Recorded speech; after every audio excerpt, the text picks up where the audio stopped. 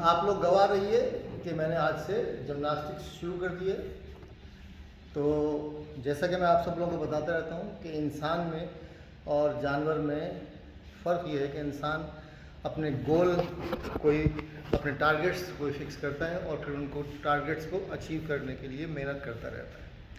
तो आप लोग लैंग्वेज सीखें या ना सीखें, मैंने आज से अपना टारगेट चूज़ कर लिया है कि मैं जिमनास्टिक्स सीख रहा हूँ।